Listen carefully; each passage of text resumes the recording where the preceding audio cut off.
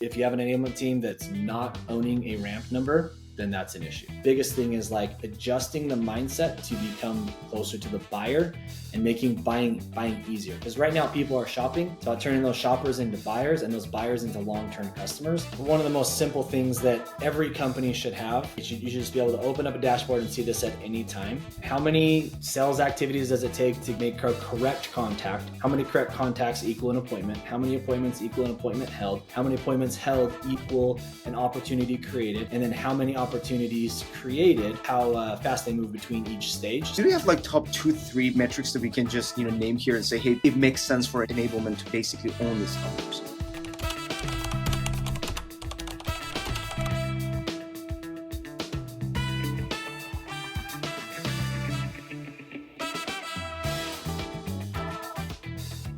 Jordan, how's it going, my friend? Michael, good. How are you? It's good to see you. Pretty good. Thank you. The same. It's a Friday. We're recording this, guys, on a Friday afternoon. We're both super busy, but we made it happen. So I'm super excited to have you on. But before we get started, obviously, we want to talk about enablement and how to actually, tie enablement to revenue contribution, if you will, and also talk about AI. Like, these are top of mind for most of our audience. Before doing that, if you want to get to know you a little bit more, tell us a little bit about your background. How did you end up in this crazy world of sales and stay for a long time? Yeah, I started my first sales job around the neighborhood. I'd go out and sell whatever I could. I would sell things that weren't even mine. And I knew then that I wanted to be in sales and be a seller. And so, whether it was peddling one of my brother or sister's toys versus, growing up and starting to peddle some software, sometimes some vaporware. We can talk about that. But yeah, I've always loved sales, and I was selling things like, electronic sign. Like if you go to like Vegas, right down the strip, all those electronic neon signs, I was selling those things for a company. And, I remember I got my commission check. Is one of the biggest sales the company had. I got my commission check and I looked at it, and one of my friends who was in tech was like, making fun of me because he sold something half that size and his check was 3 times bigger. And I was like, I'm making the move. So I jumped over to a company called InsideSales.com. Loved that time with them. In fact, they were early on, and this is part of our conversation today around AI. They were really like early ideas and adopters of trying to get into predictive analytics and AI and using data science to kind of make informed sales decisions. And so that just really, inspired me, gave me a lot of fire. And from there, went through the sales motions, went through leadership motion. The president of the company was like, hey, you can do this for yourself. You're doing great. You can do it for a team. You're doing great. Why don't we try to do it for the department? And that's my first entry into enablement. So from there, I went over to a company called Pluralsight, had a nice 6-7 year run with them, and then went to a company called Chargebee. Loved my time there, this fintech. And then most recently, I jumped to a company called Semrush. And, Semrush is just such an exciting company. It's an exciting place to be. So I saw that opportunity and moved over here. Dude, I love your story, and because it resonates so much. I used to do the same thing, and sometimes like it was New Year's and like, what happened to your sneakers? You sold them again? I was like, yes, because my teammate or my colleague at school, whatever, like they really wanted this, and I was like, I made a little money, and we can buy it again if you want. And that's how I actually got introduced to sales very randomly. It seems like, again, we shared the same story. And funny enough, I was not in tech first. Like I just started, selling stuff, and then moved to technology sales, which I think is a great move, to be honest, for anybody who wants to kind of like graduate and make more money, if that matters to you. And it sounds like you walk that process. Let me ask you a question about enablement, though. Like, it sounds like you were doing great in sales, and it's very obvious that you have the passion. You're a seller. Switching to enablement, you didn't have an enablement background. How did you actually make that move? Because I'm curious. Yeah, it's funny because I think that there's some things that every enablement person has in common. And it's like they're intrinsically motivated to and find a lot of gratification in helping other people get success, right? Mm-hmm. And so even when I was an individual contributor, I was always sharing my best practices or my insights with my teammates so that they could all win. We could all win. I will say like it was not an easy transition at first because it was hard to let go of some of the things. I miss running a sales cycle. I miss interfacing with customers. Like that's, if you're ever having a bad day, go talk to a customer. One of my sales leaders, Jim Still, used to say that, like, if you're having a bad day, just go talk to a customer. And I miss that ability to do that type of thing. That being said, once I was able to wrap my head around that my customer has changed and that I'm still going to help people find success, it's just in a different way. It made it a little bit easier. And I will say that I think that some of the best enablement people that I know are people who are still sellers at heart and who have been sellers and have that practical knowledge and just that that drive for, being the best. I love that. Look, someone challenged this idea on the podcast. I said, look, to me, best enablers are sellers, or used to be sellers, because they understand that the challenges salespeople actually go through. It's great to understand sales and have the knowledge about it, but if you never run a sales process A to Z, like you get ghosted, things change, you get the new stakeholder get introduced midway, you don't get resources internally. It's really hard to understand the emotions behind it. And someone says, you know what, I want to challenge this. I was like, go for it. Said, I don't think great enablers should be sellers or be even in sales, because you have to ask this question: what type of sales have you done in the past? If you're, for example, serving enterprise sellers, have you ever actually sold a 6-7 figure deal? Or if what you did was mostly focused on SME, more transactional, that might not resonate to your audience. You might not even understand what your current audience are going through. But I want to hear your perspective. Do you think, you know what? Let me ask you a better question, because we talk about this so much. Let me ask you about this. Should enablement own a number and be a revenue function? I think this is more important than anything else to cover. So let's go with that. So this ties those two questions together, though, because how effective can someone who has never owned a number own a number? And my answer to the question is yes. I think enablement should own or co-own a number and or very specific metrics that lead to a number, right? Or that are a number. So my answer to that is like, yes, they should.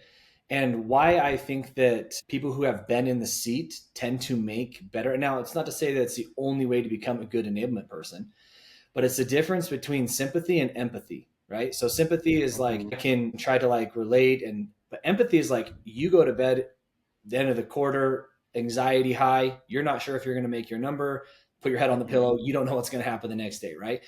So some of that stuff can get, anyways, not to go too far into that, but point is, if you've owned a number before and you can do that, then it makes this answer a lot easier, which is yes. Like I think that owning a couple direct numbers that they can control, I don't think that they should own a number of like how many closed deals, if that's what you're asking, right?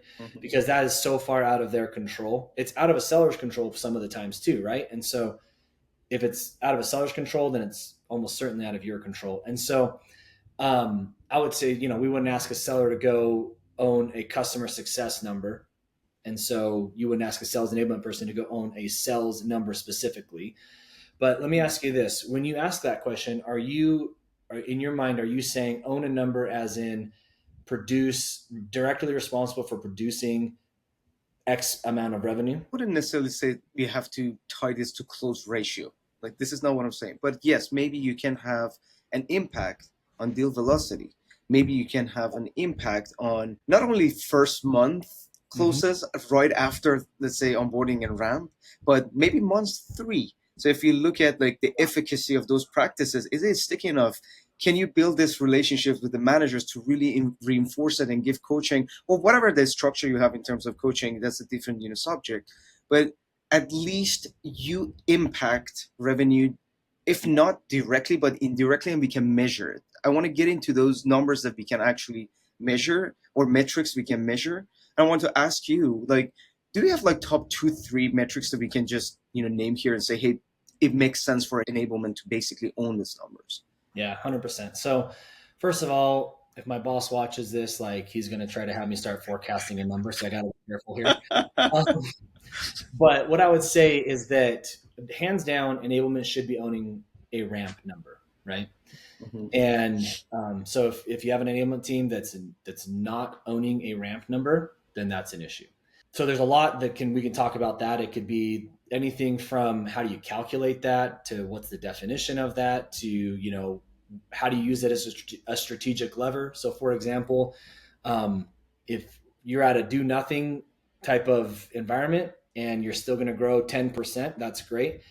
Is ramp a strategic lever that if you pull it, instead of growing 10%, you're now going to be growing 30%. And you know that if you add 10 new head counts in the next year, that you can expect that there to be a big acceleration jump. And you can then begin as a business forecasting what that would look like, right? And so it Hmm. helps understanding that in its entirety, helps the business in their annual operating plans understand how many headcounts do we need to do? What can we forecast for that annual number? So I think ramp is huge. You have to own that. Beyond that, I do think that enablement should have a very big investment in pipeline, in pipe generation, in pipe building. Hmm. That goes to show that we're making sure that people know who the right personas are, what the triggers are, how to activate those things, whether it's through an outreach tool or whether it's through someone just understanding best practices and how to get there. And then, of course, how to qualify. And those are all like, if we don't have some level of accountability to that number, I think it's just easy to say, well, we did the thing or we tried the thing, and then never be like actually trying to continually evolve it and grow it. Just like as a seller, you always try to like grow your own pipe coverage. You're always trying to make sure you're building more pipe. Enablement should be thinking the same way as like how do we build pipe for our leaders. In fact, I have one guy on my team who's responsible for all of our tools and tech. And I ask him all the time, if you were responsible for getting $500,000 in pipe this quarter, what would you do? Right. And Hmm. he's like, I would take, the tools we use, Zoom info, sales up. I would go knock on every rep store. I would make sure they know how to use this, and this. I would make sure that, and so like just that idea creates some urgency from the enablement side that we have to Hmm. do this right. So I think pipe is a big one. And then I think the third thing is probably a little bit more open, but I do think that like velocity is typically Hmm. something that, and these are probably all answers that you've heard before, probably answers that people have said before, but I do think that there's a level of velocity that should be addressed, right? So I love this. Look, I want to open up each case. Like we talk about ramp, pipe generation, and velocity. Let's talk about ramp. And for ramp, this is a real use case. And I'm going to send this to actually my client. We have a post IPO client, and one of the enablers in the team worked with me directly for onboarding and ramp. And we were strategizing like how can we actually do better to get better user adoption to build a case that you are more strategic than just tactically going through the same process and just make it a little faster to really see the impact and be able to measure that. I want to talk about some of these like practices that you've done or you've seen that actually work effectively when it comes to kind of like show your effectiveness as an enablement professional when it comes to actually building a program that helps with better onboarding and a shorter ramp cycle. yeah, okay. So just to make sure, repeat what I heard here. We're looking to figure out how we can effectively measure ramp and prove why it's successful, and then what levers to pull within there. I'm looking for strategies. Like to give you an example, like one of the things I proposed that hopefully I don't know if it doesn't get into trouble was like, hey, can we maybe if you're hiring right now 20 AEs, can we, for example, as a technology provider, give access to 10 reps, all these functionalities we built, and 10 others basically don't have access to it or optional access to it. Use it if you want it. These are the benefits. We will give them access after this, let's say, initial onboarding, because we don't want to just like completely cut access to something that might add value to them, right? Mm. But just to measure what we cannot measure right now, like it's beyond like how much time we save for you. We want to see if again these people get on field more prepared. So we are trying to build a business use case potentially for expansion. So I wanted to hear like what other practices we could do, because this might raise some eyebrows in HR. What the hell are you doing? Or some managers get pissed. Why did you handpick some reps? So I wanted to hear your perspective. What other low risk, let's say, strategies we can implement to do this easier? Yeah, so specific for new hires. Yes. Yeah.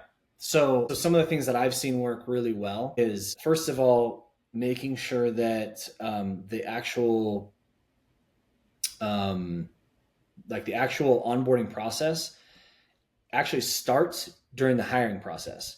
So, for example, let's say we're going to be talking or working on X, Y, and Z in the actual initial program, right? So, in that initial program, we take that XYZ and we actually put it into the exact type of questions or the exact type of role plays or panel interview type things, right? Like I know a lot of companies require a sales rep to come and present a sales deck or talk about how they Mm-hmm. do forecasting or whatever it is. So we would take those same concepts and make sure that they start in that. So, for example, if there is a specific persona and pitch and everything like that that you would want to do, you would actually make them do that exact thing or try to do that thing in the or in the hiring process. And then when they show up at onboarding, it's like they've already established a certain level of baseline and you don't have to go back and Mm-hmm. try. So it's such a low risk thing, right? It's like you work with the talent assessment team or the talent acquisition team and implement that. Obviously, there's scorecards and all kinds of stuff you got Yeah. to get into. But point is, like, we see people who do that come in and they're already ready to start having conversations with people that they normally would take a week or two to like get it. Because in the interview process, you got to remember, like, your anxiety is high. You're thinking you have to nail this, right? So you're going to spend the time on getting it as right as you can. And so that's one thing that a lot of that we can do.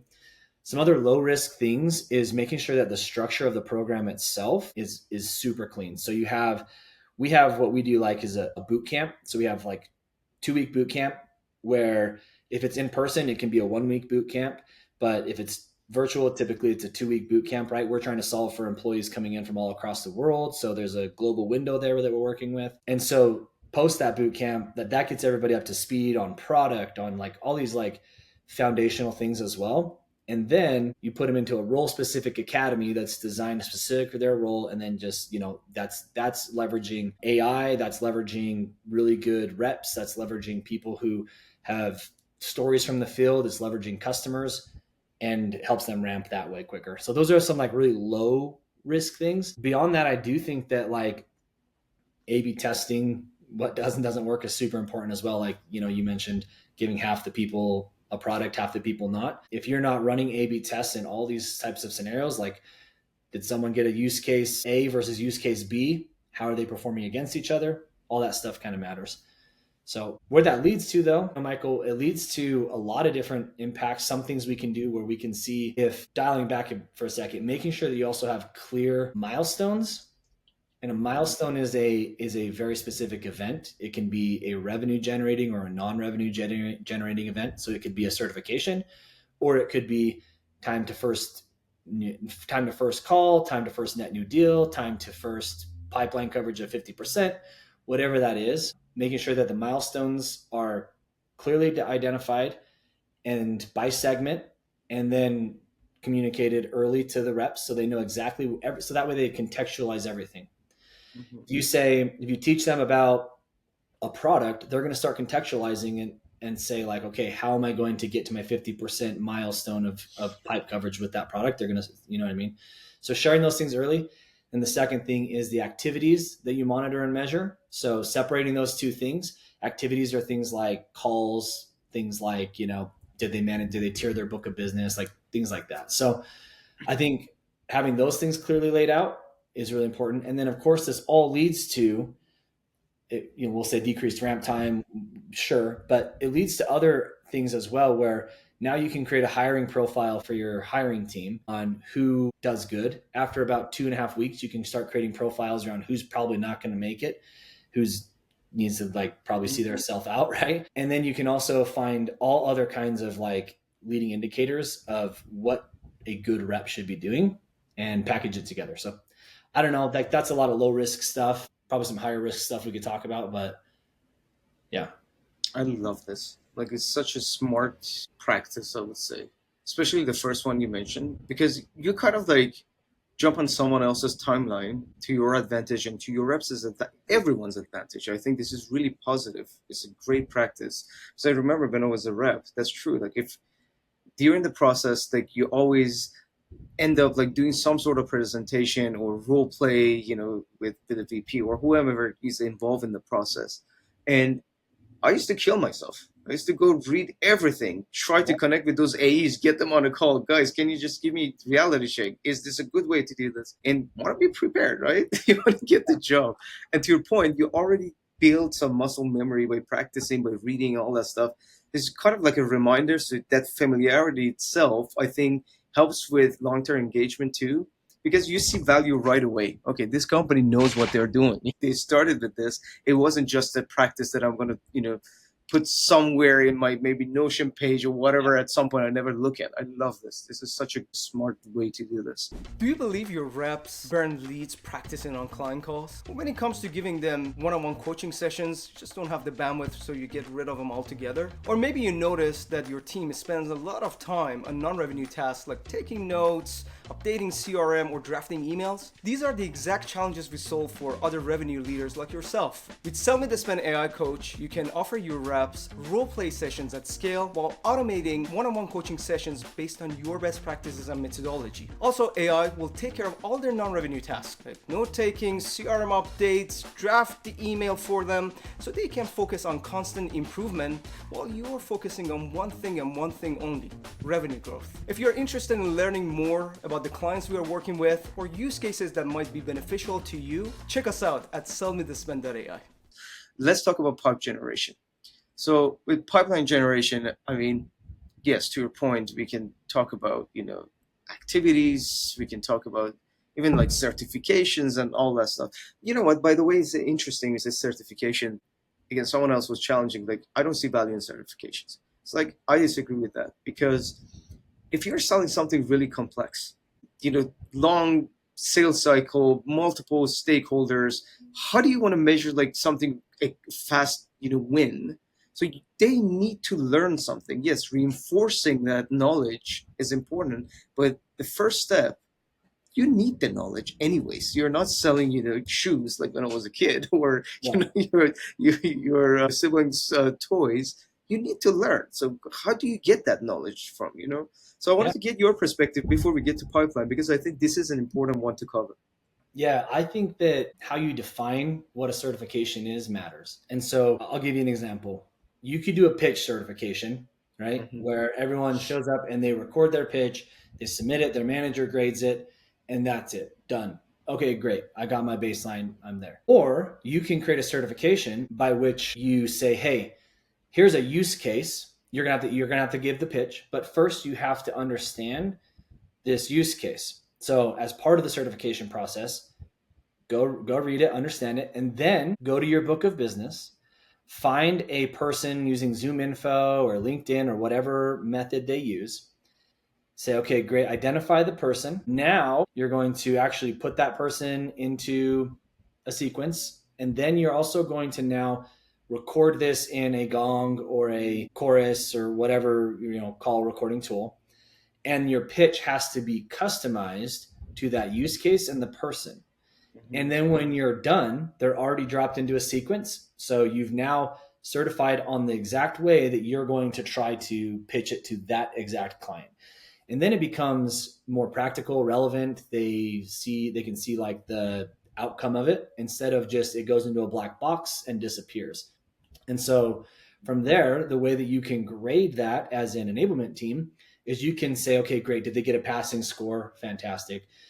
But then did they now like go deliver that? And what was the outcome of that? And if the certification and the outcome are aligned, you now have a key metric driving alignment between the two things. Instead of go do it and then go practice it over here with your actual customers, it's one kind of consistent flow. And then that's the certification. So I think if you can think of certification through like real world workflows, then it becomes more real for anybody doing it. You know what I really love about whatever you're sharing?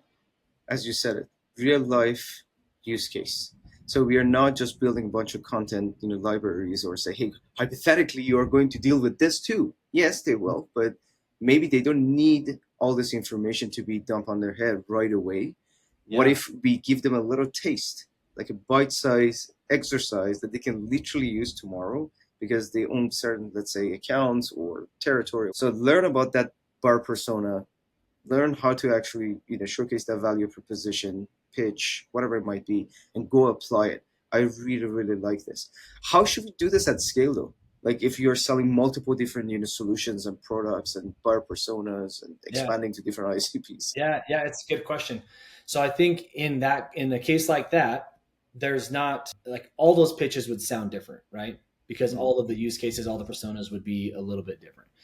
I still think that there's a way that you can do the same thing, but the actual outcome mechanism of the scorecard or whatever it is has to be more tailored around, did they present value? Did they, like, rather than some of the more like specific things, did they say this word? Did they say that word? It's more around how well did they present the value? How well did they story tell? And so you're actually grading the story, because anyone can read a script, right, Michael? Yep. What we're looking for in a certification is how can they go from like the understanding to the analyzation to the creation of something. And if you can, and this is part of Bloom's taxonomy, if you're familiar, if you can get someone to this creation point, it's stuck. They've now become an innovator in that thing. And that's actually what you want from your sales teams, is for them to be creators and innovators and not like robots, right?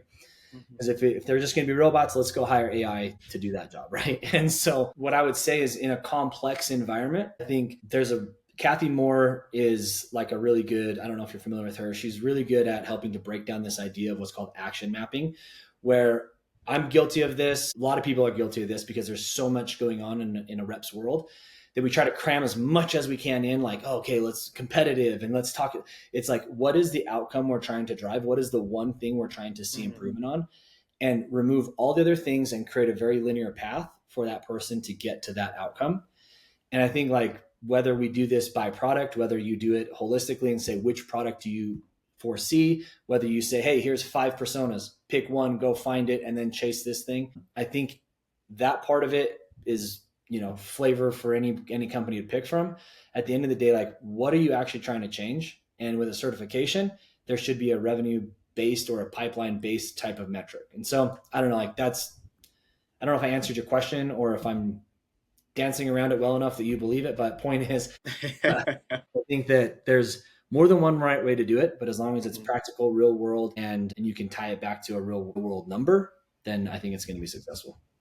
Like what I'm hearing is you need to see what's important for the business today, what's actually not working and what we are improving, and we support that.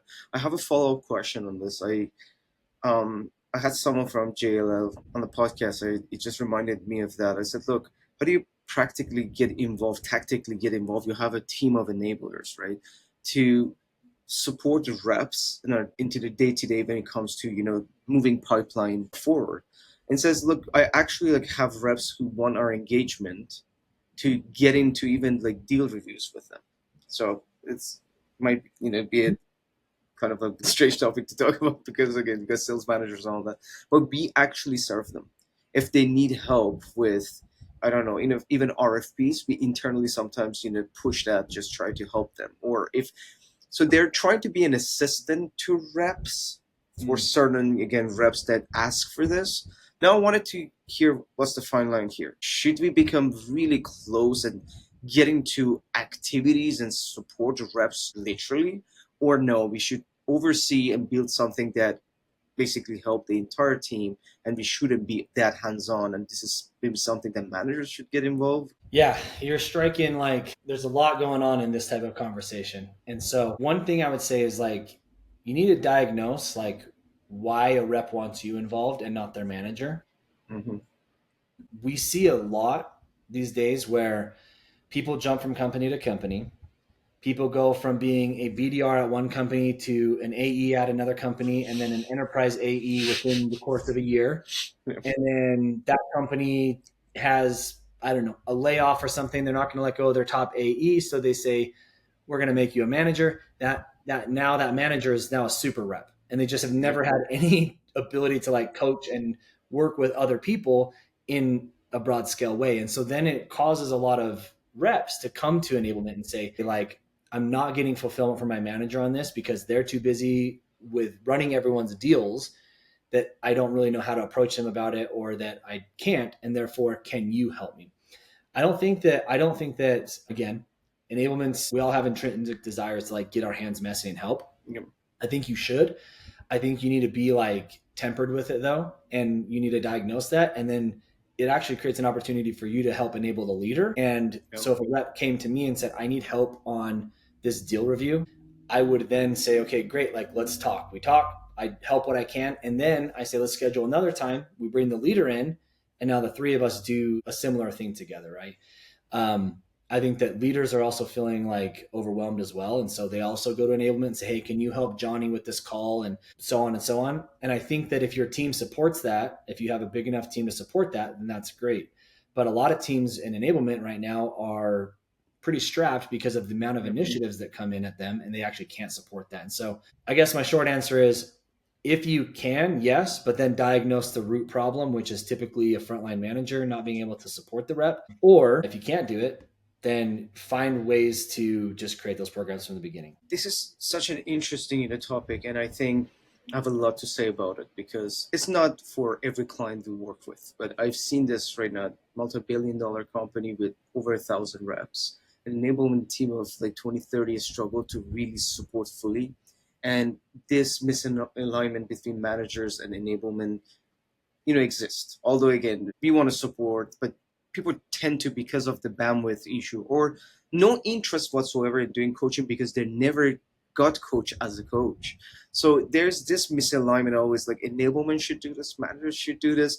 And a lot of our audience are CROs and people we work directly with, VPs of sales. What's the message from enablement, lens here that, hey, we are both, stretched thin and we have a lot to do. What really needs to change fundamentally? Of course, coaching the coach, all these things seem great in theory. Today, we have to deal with this. And your managers or frontline leaders are not going to turn to amazing coaches in the span of a month or two. We need to act right now. We all have numbers. We're supporting business initiatives. What should we do? How should we build this balance as a leader? Should I support my enablement team and say, hey, there are 10 people and you guys have each 10 reps, but they have to do so many things. Work with marketing, work with rev ops. How should we build this balance today, not tomorrow? I think two things. One is, this is such a boring answer, but the ability to prioritize. I was on a prioritization call not too long ago, and there was probably 35 things on that list of things we needed to prioritize. And the sales leaders said yes to all of them. And it's like, no, like we can't, the field can ingest it. Yeah. Leaders can't support it, and we can't build it fast enough. Like we need a so prioritization is the biggest one. And the way you prioritize is, what are the things that are going to make the biggest impact?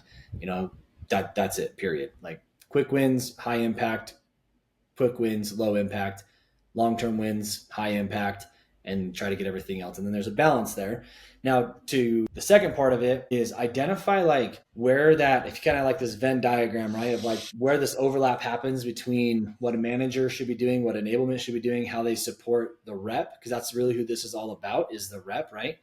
The two ways to look at that is like, what are the overlapping things, and can a system, a tool impact that, right? So for example, like AI, right? Like an AI coaching like module, right? Like, could that, a role play module, could that be a solution to both parties' problems? And therefore, like, we can calculate, what the wasted time looks like, what the impact of the rep looks like. We can create a business case around it. The point is, like, can we solve it in other ways than with people? And then I would say, like, a clear takeaway too is like, if you're in a position, you should hire someone who is dedicated to leader enablement. Like frontline manager enablement, we think about seller enablement, like hiring someone who's strictly dedicated to that.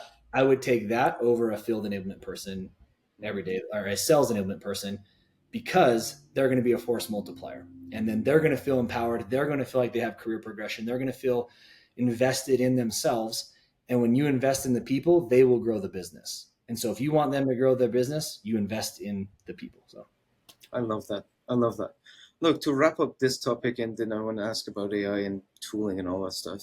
You mentioned about deal velocity. So I remember I had ep.74 CEO on this podcast, and he was doing all this full presentation on numbers. 70% of buyers don't want to talk to sellers. Close ratio across the board for mid-market is 35%. There are a lot of stats around like how scary things are. And it might not apply to some companies. Again, if you guys are doing an amazing job. This is not relevant to you and you have no problems. But I think, again, chatting with our own clients and other people in the space, things are changing. And we all know it. I mean, it's very self-explanatory. You got AI, you got, tons of other things that are unknown. And with deal velocity, I think we can see the direct impact to this as well. And the only thing I guess beyond having your ICP really figured out and right messaging, when it comes to reps and how they practice, is the quality of conversations, how they actually converse, how they manage that buying cycle. And that's part of the conversation, to again help with deal velocity. So I wanted to hear from your perspective how enablement can actually impact that when there are a lot of unknowns involved. Are there anything that we can measure and say, hey, at least this is fixed for now, like it's not changing? Yeah, definitely. So I think one of the most simple things that every company should have on tap, you should just be able to open up a dashboard and see this at any time. How many sales activities does it take to get to make a correct contact? How many correct contacts equal an appointment? How many appointments equal an appointment held? How many appointments held equal an opportunity created?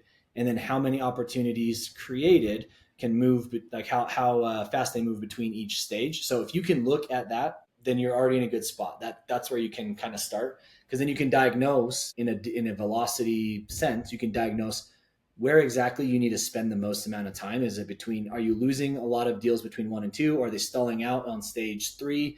And you have them in there for 90 days and they're supposed to be in there for 30 days, right? And so I think being able to look at the picture is the first piece. The second piece is when you look at the picture, actually being able to diagnose it. And the thing you're looking for with deal velocity is a couple of things. You're looking for, again, how long someone's been in a certain part of the stage. That's pretty straightforward, pretty easy. But the other thing that you need to be looking at more holistically is when you think about how we do sales stages and sales process, it's been very linear, right? It's like, hey, a customer starts here, we walk them through the journey here. And it's not the case anymore. Like, customers can drop in and they're already ready to buy. Customers can drop in and they've already done the research and they just need to do a demo, right? And so with obviously like artificial intelligence, everyone has become a domain expert overnight. And so their ability to know more about your product and what they want is more than ever before, right? In fact, on a live call, they could probably be just figuring out like what tell me this pen AI does, and like, you know what I mean? And so that being said, is the seller has to also be willing to, we have to make sure that sellers are enabled and they're willing to move away from the thought of like a traditional sales process in the sense of where the customer comes in. It's now less about the sales process and more about the buyer process and the buyer journey, and customizing to that need rather than trying to rigidly like work your way through. Like, someone comes in at a point of demo, oh, I'm going to take them back to qualification. Yeah, you probably do need to do some qualification and some discovery, but the fact that they've made it this far, you now have the right and the privilege more now than ever before to ask this super silly question of, I don't know what you know about my company, because chances are they're going to know in some cases just as much as you, right? And so I would say that being more like ensuring that reps are more audible ready, more agile. And a lot of that is through AI efforts, like we'll probably talk about. But then there's like the classic things. There's like, let's sharpen the message. Let's reinforce the process. Is it the right process? If not, like, how do we reform that process? Do we have like assets and content living in their work stream that allows them to access it in the moment they need it? Like, our managers coaching, is the tech stack actively being utilized? All those sorts of things I feel like are parts of it. But the biggest thing is like adjusting the mindset to become closer to the buyer and making buying easier. Because right now people are shopping. It's about turning those shoppers into buyers and those buyers into long-term customers. And that's like a lot of your job. So This is so relevant. We were chatting internally about this and say, hey, let's just look at closed won and closed loss, like recent ones, and see what happened. I was like, guys, it's that predictable model. I could say, hey, in demo, that from demo, it goes for negotiation. Then let's get it. It's completely changed. Like, I've seen some really crazy things that are happening even for us. I get a security company moving extremely fast, even with their security and legal and everything. Historically, my expectation was like, good luck, you're gonna walk through this path for a very long time. You see, the business problem is there. They already done the research. They're very experienced buyers. They come straight and say, I know this, and that in the market. These are the problem I see they're maybe struggling solving. How do you do it? Yeah. And this is a different conversation from 2 years ago when we were selling this product that like, hey, what do you even do? Who else is in the market? So many competitors are popping up. People get, educated very quickly. And honestly, I don't know if anyone can claim and say, because we keep hearing this right now, buyer enablement, buyer process. You cannot make it predictable easily because I have across the, CX, SME, mid-market, enterprise, and I see different behavior, maybe from the same even sub-vertical, because they have different processes internally because they're changing as well. So it's really interesting what you said is that, are you even close enough to the field? And so many might say, oh, it takes so much time, we cannot do this, there's no data hygiene, shameless plug or whatever you say. Use some of the tools like ours. Use some of the Spin AI. Use tons of other tools in the market to get that actual insight about like where the deals are actually stuck, what areas of improvement to focus on. Like you can get this in a matter of seconds right now. It's just exciting time you're living, I guess. It really is. And I think there's like one component now that is probably more powerful than, I don't want to say powerful, but more like of a partnership needs to be developed now, is we always talk about sellers and marketing and how they should work together. And, we gave you this, you didn't close it. Well, you didn't give me good enough stuff. One of the things that's like really important is understanding from the marketing perspective, like how to untangle that buying journey. Because right now, like buyers, again, they don't work in a linear path. They go from their phone to the internet to a brick and mortar. So like, one thing that our company does is we actually track, like we can track how and where a buyer engages with a certain brand. And then it empowers that brand's marketing team to say, okay, well, it looks like most of them spend their time shopping on phone. They actually went to ChatGPT to search us. We were able to pop up from there. They went over to a brick and mortar store, and they actually didn't buy X brand. They bought our competitor.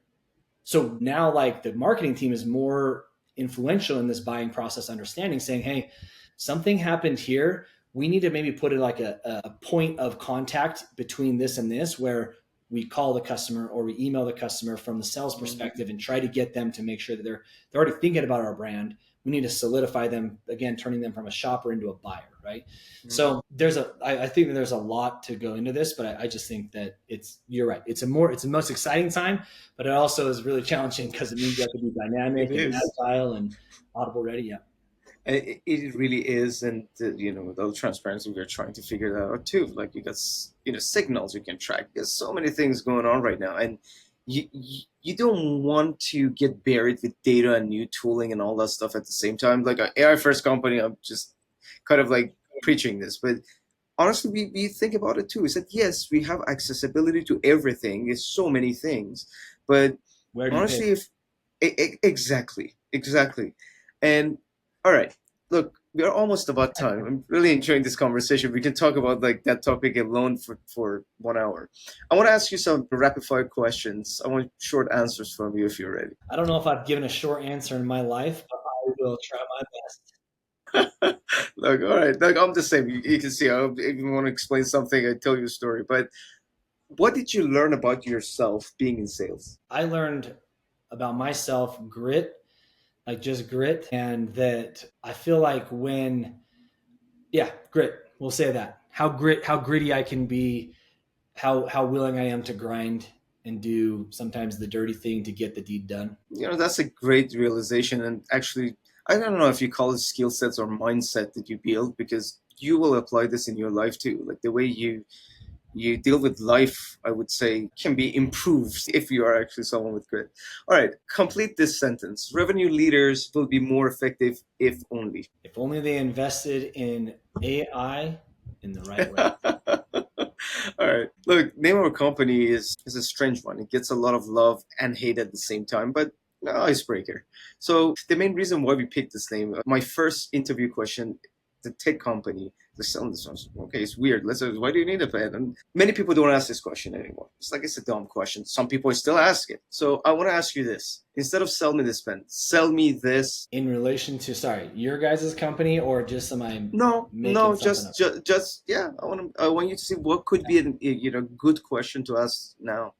Tell me this strategy. So you think a strategy gets a lot of more, serious attention these Yeah, days? because the rate at which things are moving right now, people are looking for a partner, not a vendor. And a Mm-hmm. partner can help provide a strategy. A vendor Mm-hmm. provides a tool. I love that. I actually had this question, but we didn't have time to ask, so thanks for covering it. My previous guest here on the show, she's an experienced Sandler trainer, 25, 30 years. They've been running successfully for mostly larger organization. Haley Haggerty, hopefully didn't massacre the last name. I'm expert on that. She asked you actually specifically a question, said, what's one thing your reps could do better today? Well, considering that we are a pseudo Sandler shop, I would say reps today can better understand how to build pain funnels. It's a classic, even before AI, I would say. Got to really just walk through the discovery. All right, next guest is Chloe Sigmund, and she's the head of customer success and support at House. So, do you have any questions for her? Yeah. Chloe, I want to know three things. One, how do you work with the sales enablement team or the sales team to create a holistic methodology that supports a customer? So a lot of times we stop at a sales methodology. How does your team then pick up and create a value realization methodology that's all part of the same strand? The second thing is, what is the thing that frustrates you most about when a seller of what a seller does and doesn't do prior to handing it off? And then the final thing is, if you could domesticate any wild animal, what wild animal? I love that. All right. I think that's pretty much it. Look, I really enjoyed the conversation. I'm glad we made it. If someone wants to reach out to you, can they, and how? Yeah, you can hit me at jordan.timothy@semrush.com, or my LinkedIn profile, of course, like inbox me and happy to get back to you. Awesome. I think we had a lot of on the docket and didn't cover a lot of the AI pieces. I'm happy Yep. to, have those type of conversations with anybody. So thank you, Michael. I appreciate Absolutely. you having me on. My pleasure. All the best. And guys, until next time. Bye for now. See ya.